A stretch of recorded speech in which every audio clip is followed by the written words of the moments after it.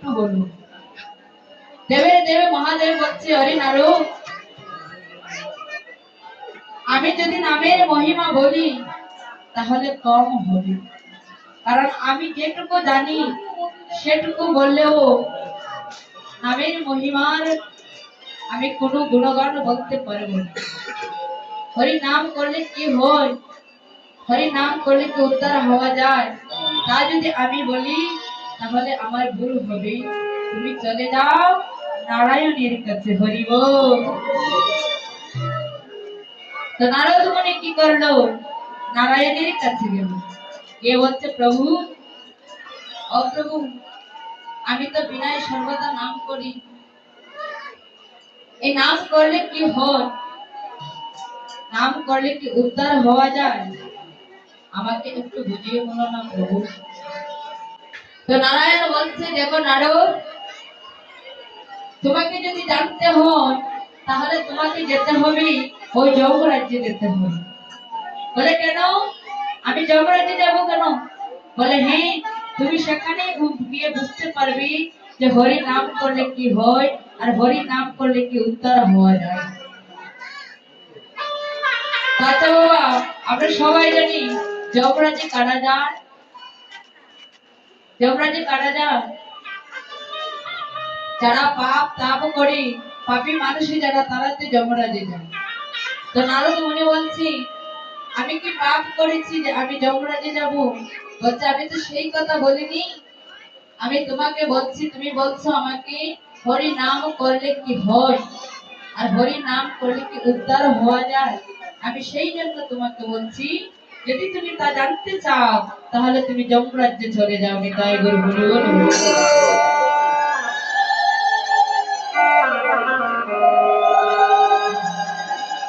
তো প্রভুর কথায় নারদ মুনি চলে গেল যমরাজ, আর বিনায় গান করে যাচ্ছে। কেমন করে, হয়ে একেবারে বলো রে, বলো রে,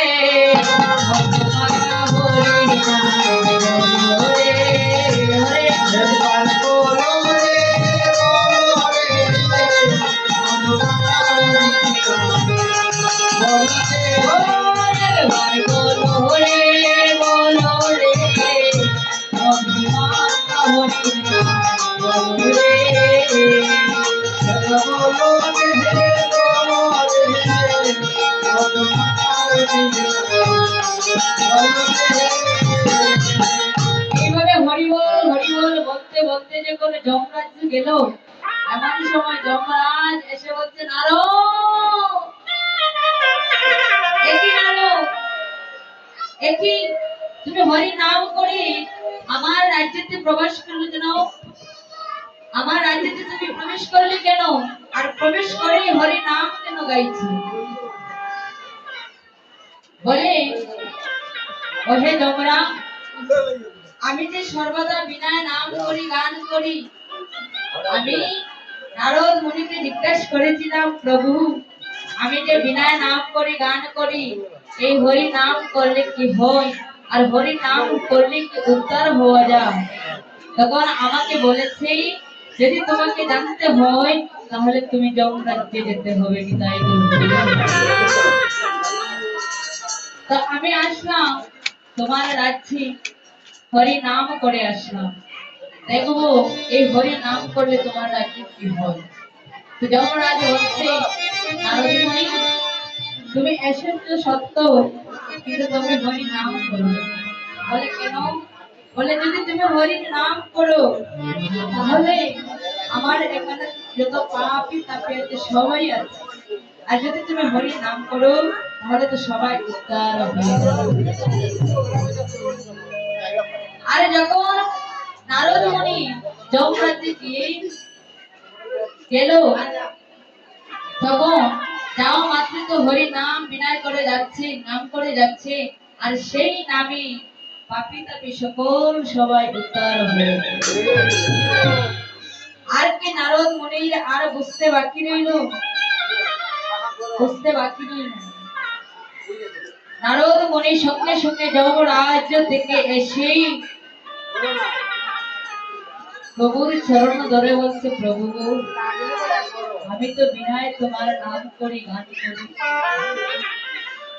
তো হরির নামে কি হয় হরির নাম করলে যে উদ্ধার হওয়া যায় আমি তা জানতাম না আমি তো সর্বদাই বিনায় নাম করতাম গান করতাম কিন্তু নামের যে এত মহিমা নামের যে এত গুণ আমি তা আগে জানতাম না প্রভু যখন এসে প্রভুকে প্রণাম করছি তখন নারায়ণ বলছি যে নারদ তুমি যে গেলে যমরাজ্যে তুমি কি দেখলে বলে প্রভু গো